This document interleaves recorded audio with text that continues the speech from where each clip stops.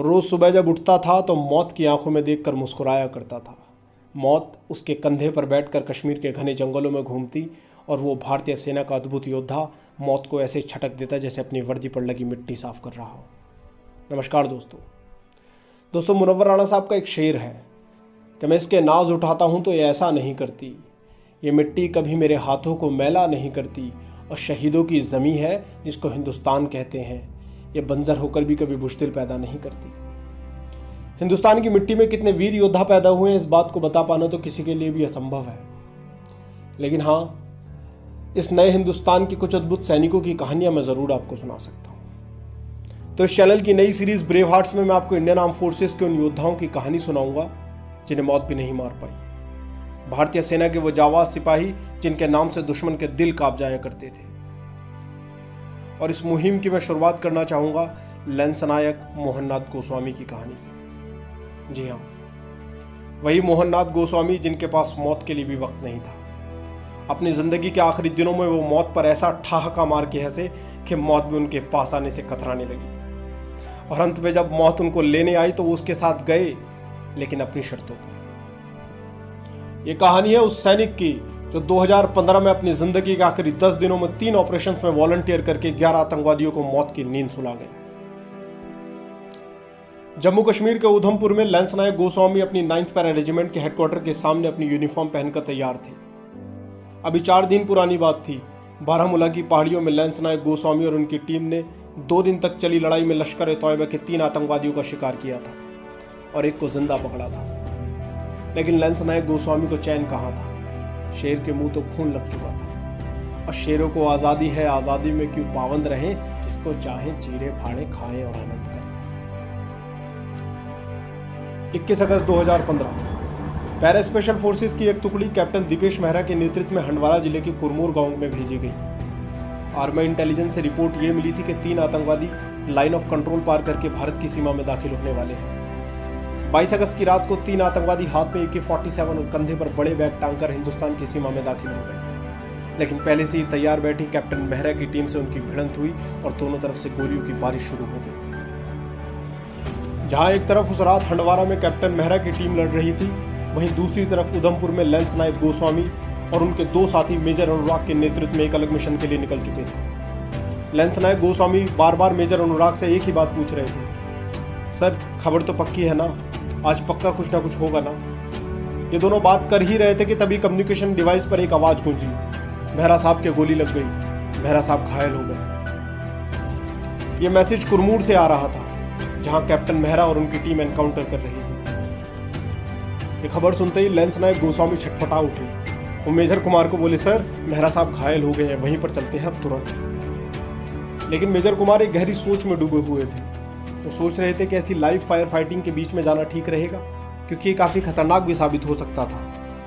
लेकिन इतने में ही लैंस नायक गोस्वामी दोबारा बोल उठे, सर जब हम अपने साथ वालों को ही नहीं बचा पाएंगे तो देश को क्या बचाएंगे। अगर मेहरा साहब को कुछ हो गया तो इस बात का मलाल हमारे दिल में जिंदगी भर रहेगा।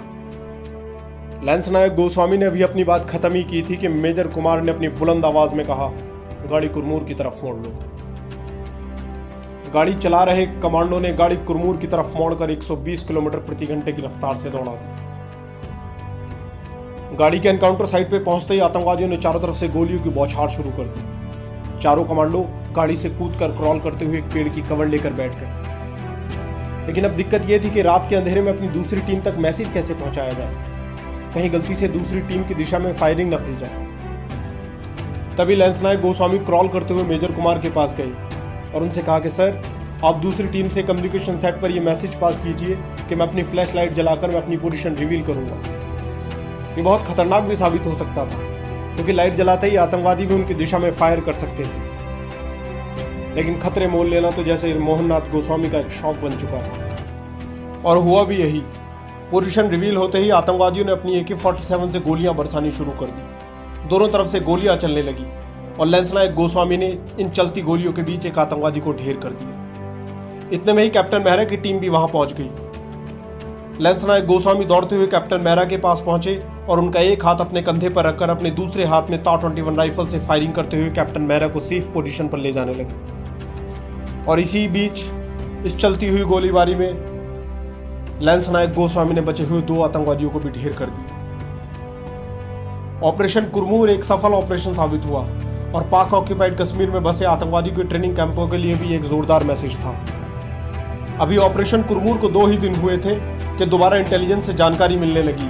5 आतंकवादी एलओसी पार कर रूडी सेक्टर में दाखिल होने की कोशिश करने वाले थे। उन 5 में से एक को तो आर्मी की 35 राष्ट्रीय राइफल ने शमशाबरी में ही मार गिराया, लेकिन 4 वहां से भागने में कामयाब रहे। आर्मी ड्रोन ने उनका पीछा किया और आखिरी बार उन 4 को बारामूला की एक गुफा में कवर लेते हुए देखा गया। 26 अगस्त की सुबह 7 बजे पैरा स्पेशल फोर्सेस के यूनिट हेडक्वार्टर में 9 पैरा एसएफ के 12 कमांडोज को इन 4 आतंकवादियों का शिकार करने का जिम्मा सौंपा गया। इन 12 कमांडोज में लैंस नायक गोस्वामी और मेजर कुमार भी शामिल थे।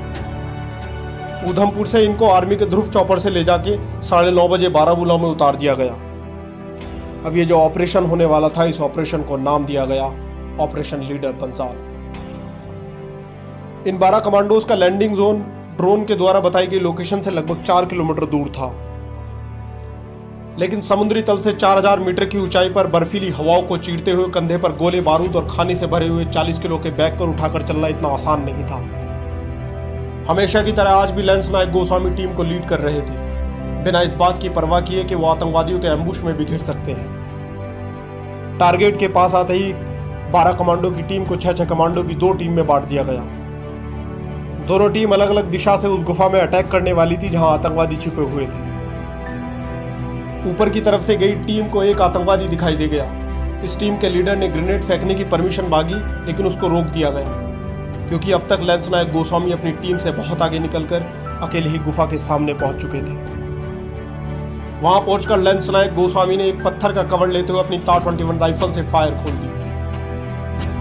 दूसरी तरफ से भी गोलियां बरसने लगी और जब गोलियां हल्की हुई तो लैंस नायक गोस्वामी दौड़कर मेजर कुमार के पास आए और बोले, सर बंदे दिख गए हैं और उनमें से एक के गोली भी लग गई है। ये सुनते ही मेजर कुमार ने अपनी दोनों टीम को गुफा की तीनों तरफ सी शेप में कॉर्डन लगाने का ऑर्डर दिया। वार्निंग देने के बाद भी जब आतंकी गुफा से बाहर नहीं आए तो एक कमांडो को मेजर कुमार ने गुफा के ऊपर रॉकेट प्रोपेल ग्रेनेड दागने का आदेश दिया। धमाका होते ही 2 आतंकवादी घबराकर बाहर की तरफ भागने लगे। गुफा की दाहिनी तरफ 15 मीटर दूर बैठे लैंस नायक गोस्वामी ने 2 सिंगल शॉट लिए और दोनों आतंकवादियों को वहीं ढेर कर दिया। अभी भी गुफा के अंदर 2 आतंकवादी थे। कमांडो टीम ने रात भर उनका उसी पोजीशन में इंतजार किया, पर सुबह तक जब कोई हलचल नहीं हुई तो मेजर कुमार, लैंस नायक गोस्वामी और 2 अन्य कमांडोज ने गुफा के आसपास सर्च ऑपरेशन शुरू कर दिया। वो चारों ढूंढ ही रहे थे कि एक बार फिर से लैंस नायक गोस्वामी ने गुफा की तरफ फायर खोल दी। एक आतंकवादी का पांव दिखाई दे गया था उन्हें। गोली लगने से झुंझलाया आतंकवादी अपनी AK-47 से फायर करता हुआ बाहर की तरफ भागने लगा।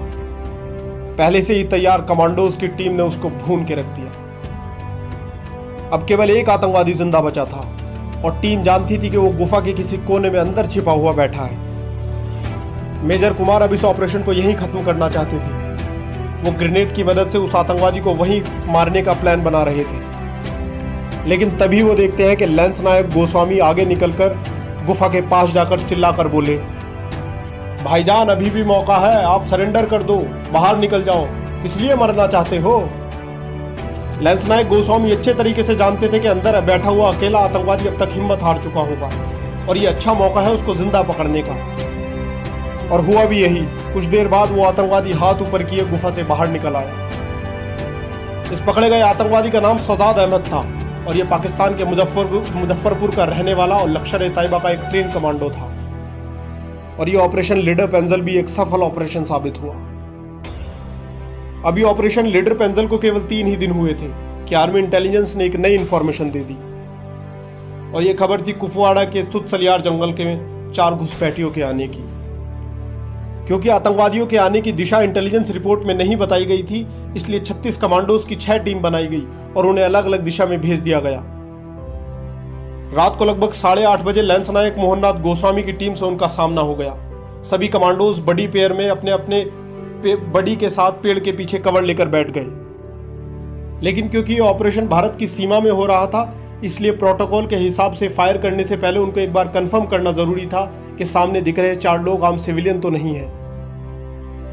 ऐसा करना काफ़ी खतरनाक भी साबित हो सकता था, क्योंकि आवाज़ सुनते ही दुश्मन को उनकी पोजीशन का पता लग सकता था और उसे पहले गोली चलाने का एक मौका मिल सकता था। और हुआ भी ऐसा ही। लैंस नायक गोस्वामी ने जैसे ही चैलेंज करने के लिए आवाज़ लगाई, जवाब में उधर से गोलियों की बौछार शुरू हो गई। लैंस नायक गोस्वामी ने भी अपनी तार 21 राइफल से बस्ट खोलते हुए कुछ ही मिनटों में एक आतंकवादी को जख्मी कर दिया। कुछ देर की गोलाबारी के बाद जंगल में सन्नाटा छा गया। भारतीय कमांडोज भी कवर लेकर अटैकिंग पोजीशन में बैठे रहे। आधी रात बीतने के बाद आतंकवादियों ने दोबारा हमला कर दिया, लेकिन इस बार हमला AK-47 से नहीं, ग्रेनेड लॉन्चर से हुआ था। यह ग्रेनेड वहां फटा जहां 2 कमांडोज कवर लिए हुए थे और वो दोनों कमांडोज बुरी तरह से घायल हो गए। कुछ ही दूर लैंस नायक गोस्वामी और उनके बड़ी हवलदार महेंद्र सिंह ये सब देख रहे थे। वो तेजी से जैसे ही घायल सैनिकों की तरफ बढ़े, आतंकवादियों ने फिर से गोलियों की बारिश शुरू कर दी और एक गोली हवलदार महेंद्र के पेट को चीरती हुई निकल गई। लैंस नायक गोस्वामी अच्छे तरीके से जानते थे कि अगला बस्ट उनके बड़ी की जान ले लेगा। लैंस नायक गोस्वामी अपनी कवर पोजीशन छोड़ के आतंकवादियों पर गोलियां बरसाते हुए अपनी बड़ी की तरफ बढ़े कि तभी 2 गोलियां आकर उनके भी पेट में लग गई। लेकिन गिरने से पहले लैंस नायक गोस्वामी ने आगे बढ़ रहे 2 आतंकवादियों को वहीं ढेर कर दिया। लैंस नायक गोस्वामी के जख्मों से खून की धार बह रही थी। उन्होंने अपने घायल पड़े हुए साथियों के पास क्रॉल करके जाने की कोशिश की, लेकिन अचानक शुरू हुई बारिश ने बहते हुए खून की धार को और तेज कर दिया। और उस रात कुपवाड़ा के जंगल में लैंस नायक मोहननाथ गोस्वामी ने मौत को उन्हें अपने साथ ले जाने की आज्ञा दे दी। उस रात मेजर कुमार अपने सबसे बहादुर कमांडो का हाथ पकड़कर वहीं रात भर बारिश में बैठे रहे। लैंस नायक गोस्वामी की सांसें उनका साथ छोड़ चुकी थी और वो अपने साथियों का साथ छोड़कर जा चुके थे। उस कमांडो के ठंडे पड़ चुके शरीर के पास बैठे हुए मेजर कुमार रात भर यही सोच रहे थे कि यह इंसान भला गोलियों से मर कैसे सकता है। उनके लिए अब भी विश्वास कर पाना बहुत मुश्किल था कि उन्होंने अपने सबसे प्यारे साथी खो दिया है।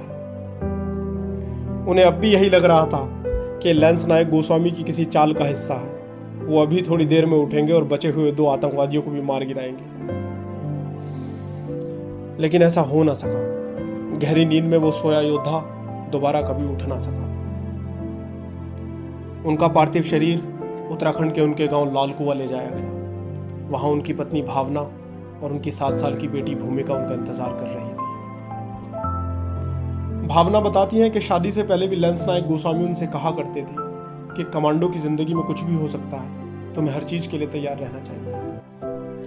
लैंस नायक गोस्वामी की बात सुनकर भावना का दिल घबराया करता था, लेकिन आज जब लैंस नायक गोस्वामी उनके साथ नहीं है तो वो अपने आप को यही कहकर हिम्मत बढ़ाती हैं कि वो एक कमांडो की पत्नी है और उन्हें भी लैंस नायक गोस्वामी की तरह ही निडर होना चाहिए।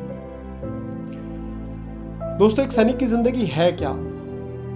मेरी याद किसी सैनिक का शेर आता है। वो अपनी पत्नी को बोलते हैं कि यूं तो तेरे इश्क पे ये जान भी कुर्बान है। एक सैनिक अपनी पत्नी से बोल रहा है कि यूं तो तेरे इश्क पे ये जान भी कुर्बान है, मगर इस मादरे वतन पे मेरा इश्क भी कुर्बान है। कि सब कुछ बाद में है, पहले देश मेरा पहले है। मोहननाथ गोस्वामी की शहादत के 4 महीने बाद भावना 26 जनवरी को दिल्ली गई अपने पति का सैन्य सम्मान लेने के लिए। लैंस नायक मोहननाथ गोस्वामी को मरणोपरांत शांति काल का सर्वोच्च सैन्य सम्मान अशोक चक्र से नवाजा गया। उनके साथ आखिरी ऑपरेशन में गए उनके साथी आज भी उनको जादूगर के नाम से याद रखते हैं। गोलियों के सामने इतना निडर रहने वाला उनका वो साथी अब कभी उनको नहीं मिल सकता, कभी नहीं। दोस्तों, एक सैनिक रणभूमि में कभी नहीं मरता। वो मरता तब है जब उसका देश उसका बलिदान भूल जाता है। एक कहानी सुनाकर मैंने अपनी जिम्मेदारी निभाई है। अब इस वीडियो को आगे भेजकर आप अपनी जिम्मेदारी निभाएंगे और नीचे दिए गए कमेंट में भी आप लिखकर ज़रूर बताइए कि ये कहानी आपको कैसी लगी। मैं मिलूंगा आपसे फिर किसी नए रणधीर की कहानी लेकर। तब तक के लिए अलविदा। जय हिंद।